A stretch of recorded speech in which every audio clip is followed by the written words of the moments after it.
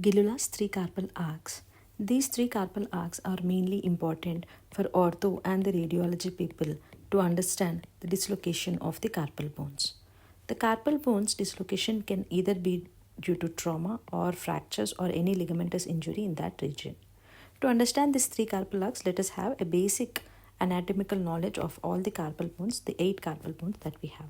So let me take back to your MBBS days where we used to have this mnemonic of she looks too pretty, try to catch her to remember the carpal bones.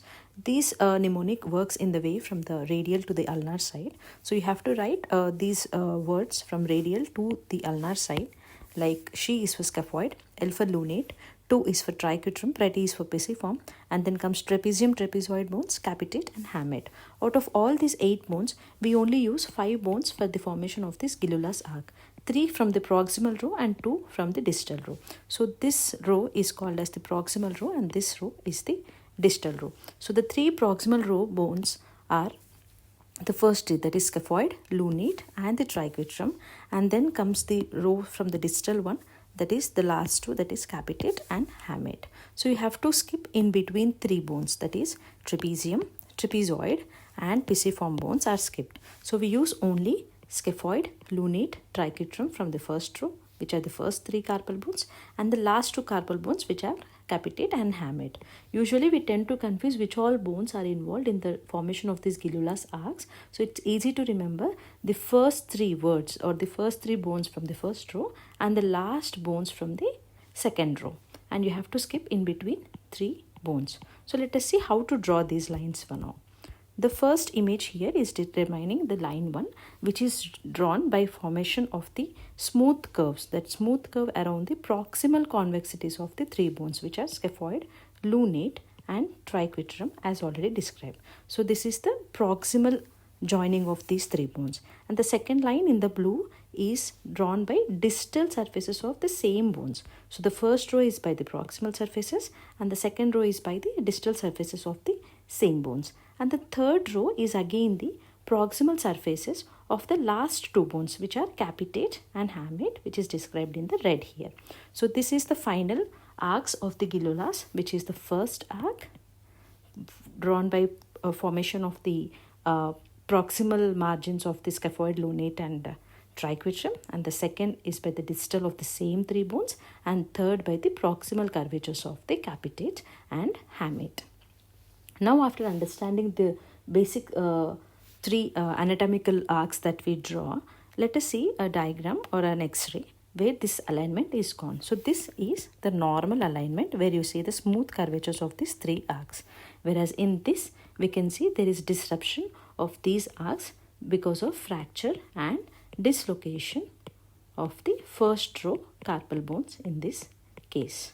So this is how we determine how there is a dislocation in the carpal bones with the disruption of this Gilula's arc as the landmark. Now let us see a few exceptions for these arcs. So usually there shouldn't be any step off in these arcs. If whenever there is a step off, we usually consider the dislocation of the carpal bones. But there are 2 exceptions for this condition which are of 2 bones. One is the exception from the triquetrum bone and the second is the exception from the lunate bone. So the first exception being when there is a shorter triquetrum, when the triquetrum is shorter than the lunate, that means the bone which is adjacent to it.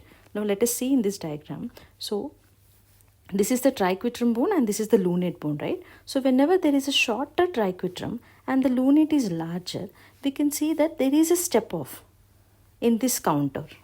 Whenever there is a step off in this counter, we tend to confuse it to be disruption of the Gilula's arc and can diagnose it as dislocation of these carpal bones. But we have to remember that this is a basic or the normal variant that we can see where there is a shorter triquetrum bone. And then comes the second one, which is the bilobed appearance of the second carpal arc in type 2 lunate morphology, which is very important to remember because lunate has 2 types of morphology, type 1 and type 2. These are seen in 50% of the cases. So evenly distributed morphology or the anatomical variant of the lunate. So in type 2 lunate morphology, we have bilobed appearance of the second carpal arc. Let us see in the diagrammatic representation as well.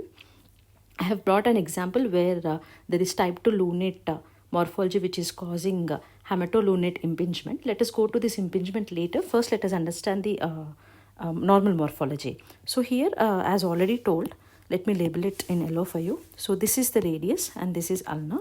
So we have to label from radius to ulnar side. This is the scaphoid, lunate, triquetrum. Pisiform is not involved in this section. And here comes the trapezium, trapezoid, capitate and hamate. Usually the bone lunate has the articular surface with the capitate. This is called as type 1 morphology, where it does not have any articular surface with the hamate, no articular facet for the hamate. In type 2 morphology, the lunate tries to accommodate the hamate bone as well. So here when we see, this is scaphoid, lunate and triquetrum, right? So when we see the lunate bone here, we can see one articular margin here is for the capitate and the other articular margin this side is for the hamate. So why this kind of morphology happens? It is believed that whenever there is an extension of the hamate proximally, whenever the proximal part of the hamate is more prominent, the lunate tries to accommodate it as well medially. So it forms two articular facets, one for the hamate and other as usually for the capitate. So this is the bilobed morphology of the lunate, which leads to disruption of the second arc. That we can confuse it for dislocation, but we have to remember this is a normal anatomical variant where it has an articular facet, extra articular facet for the hamate bone. This is called as type 2 lunate morphology. Now let us see how this type 2 lunate morphology can lead to impingement, that is hematolunate impingement. In the first image here, these are the MRI sequence images, which is the T1 and this is a PD fat sat sequence. Here we can see this is the hamate bone in both the images. So when here in the proximal location of the hamate, we can see T1 hypointensity and PD fats at hyperintensity, indicating there is some edema occurring in the proximal portion of the hamate because of the impingement caused between this lunate and the hamate. So when we carefully look here, the lunate bone here has one articular surface with the capitate and the other articular surface with the hamate. Hope this is very clear now. The hematolunate impingement comes in one of the causes of the ulnar side wrist pain, which is because of the type 2 lunate morphology, which we come across very frequently in 50% of the cases. So here is the same X-ray representation of the type 2 lunate morphology. Here we can see there is this bilobed appearance of the second arc, which is seen in type 2 lunate morphology. So as described, it's again highlighted in the words here. Hematolunate impingement is an uncommon cause of ulnar sided wrist pain. The condition occurs most commonly in wrist. There is type 2 lunate morphology. So there is an extra facet, right? The medial facet in the distal lunate, which is articulation with the hamate. So repeated impaction of the opposing articular surfaces, particularly during the ulnar deviation, is thought to lead to chondromalacia and ultimately degenerative joint disease. So approximately 50% of lunate bones have type 2 morphology and about 1/4 of these cases show loss of cartilage, leading to the changes that I have shown in this MRI. So this is regarding the normal, the exception to the Gilula's 3 arcs, which is type 2 lunate morphology. Now let us see the last example of the disruption of the arcs. So here we can see there is disruption of the first arc as well as disruption of the second arc here. When we take the lateral X-ray here, suspecting the dislocation, we can see the lunate bone is dislocation. So this is lunate dislocation causing to disruption of the Gilula's 3 arc. Hope this is all clear now. These are the important images and the points that we need to know about these 3 carpal arcs, which helps us to diagnose the carpal bone dislocation. Thank you. Please do like, share and subscribe to the channel Radiology in Nutshell. Thank you.